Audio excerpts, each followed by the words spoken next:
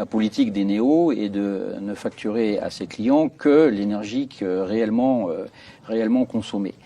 Alors, ces estimations qui étaient faites en début d'année 2020 ont été arrêtées. Alors, les problèmes de facturation sont dus au fait que les sous-traitants sur lesquels les néos s'appuient pour relever les index n'étaient pas sérieux. Nous avons nous sommes en train de remédier au problème nous avons lancé un appel d'offres pour sélectionner des partenaires sérieux qui vont relever les index et nous garantir la qualité de cette relève.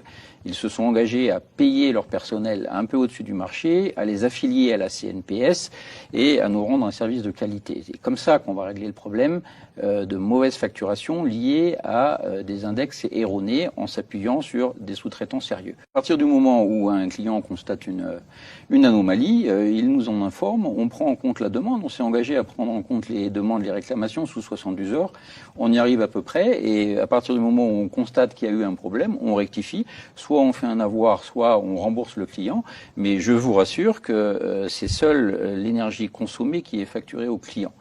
Alors on a un deuxième problème à régler après les sous-traitants, si vous me le permettez, c'est celui des compteurs.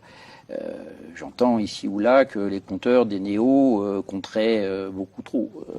Non, enfin les néos achètent ces compteurs sur le marché international. C'est des compteurs qui sont aux normes, qui sont achetés en Europe ou en Chine à des fabricants sérieux, connus, et les compteurs des néos comptent juste.